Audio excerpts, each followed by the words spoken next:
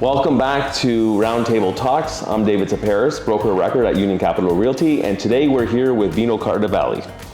Hi Vito, welcome to Roundtable Talks. Hey Dave, thanks for having me. Vito, you came from a big brokerage, Yes. probably the biggest brokerage in the city, Right at Home Realty. That's right. 6,000 plus agents. That's right.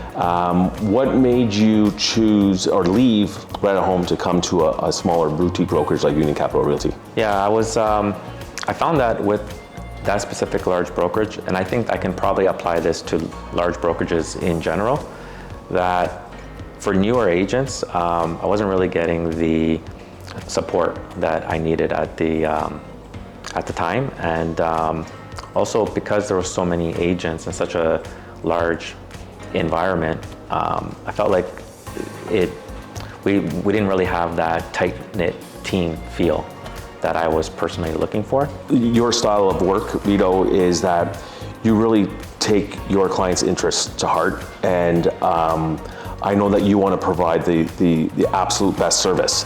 So when you're saying about the support system, sometimes, if there's information that's needed or questions need to be answered and it's not answered right away, that shows poorly on your part when you have to get back to your client with a specific question that they're asking.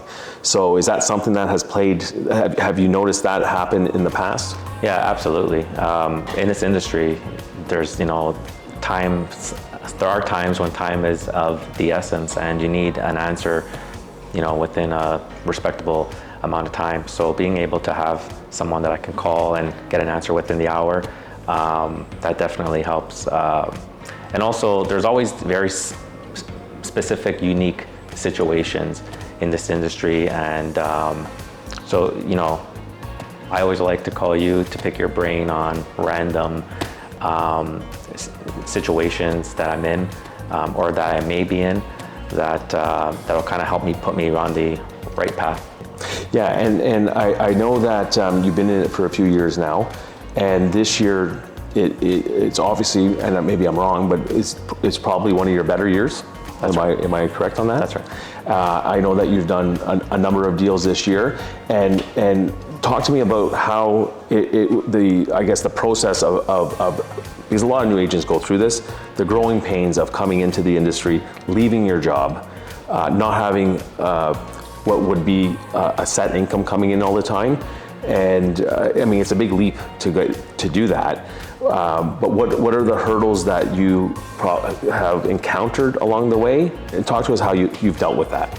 One of the main reasons why I also chose to leave my old brokerage and join Union Capital was because I needed that coaching and that mentorship to kind of put me in the right direction from people that actually know from their own personal experience.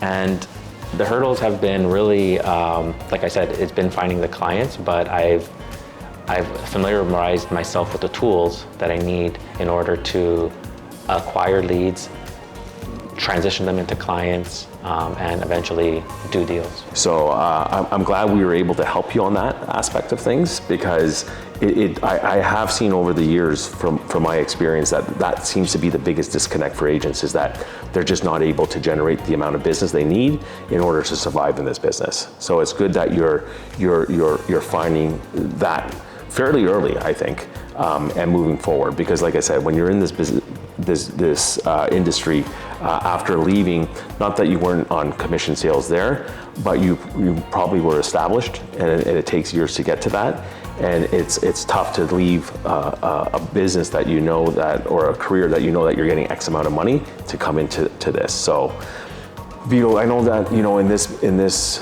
our industry with 70,000 plus agents, in order to succeed, outside of we talked about was the generating leads, but what do you do to separate yourself as far as your value to their clients compared to other agents? So you are right. There are about 70,000 agents in our market, and about 80% of those agents are part-timer agents. So I think that establishing myself as a full-time agent was definitely the thing that I needed to do to start with. As far as added value that I provide, I think every agent brings a unique set of skills.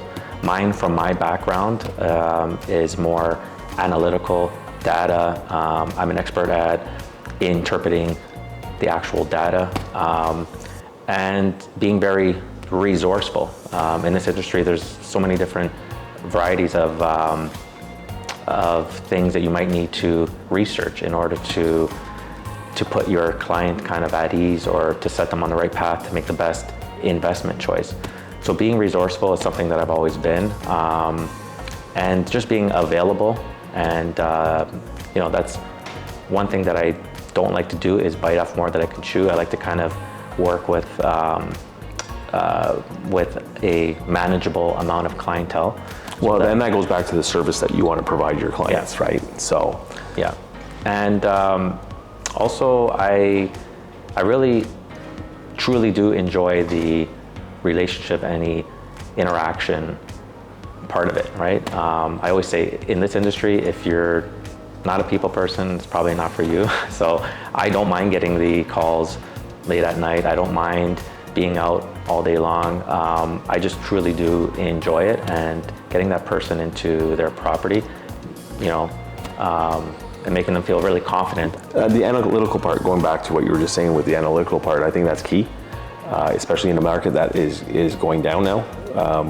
Recently, I mean, it could go, we don't know when it's going to go up, but more than ever, I think it's important to have the ability to analyze the property and the amount of offer that you're going to initially go with, and then ultimately negotiate and agree upon. But with the banks making the final decision on mortgaging and what the appraisal value would be, I think it's extremely important for you to have that skill, and I'm glad it's good that you have that, which is a big benefit to your clients, to be able to analyze a property and really come up with what that property is worth. Yes, I absolutely agree.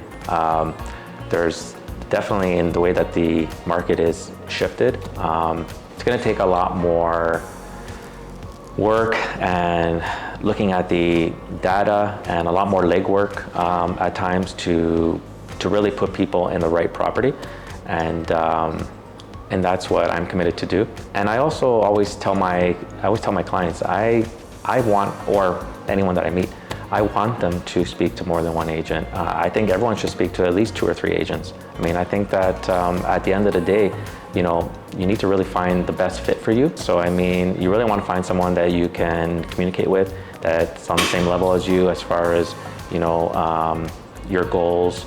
And I think that all people looking to purchase or sell should really interview 2 to 3 agents. And I'm glad you're saying that, because it shows that you obviously have confidence in your ability to provide the best service possible, and that you're willing to put your services up against others. Absolutely. And I agree, you want to have a good working relationship with whoever you're working with, but agents that do promote, interviewing other agents, obviously have a confidence level in themselves that they're able to do the job better, for the most part, than the others. So yeah, absolutely. And Vito, I want to thank you for joining me today. Again, thank you all for joining Roundtable Talks. Until next time, enjoy your day.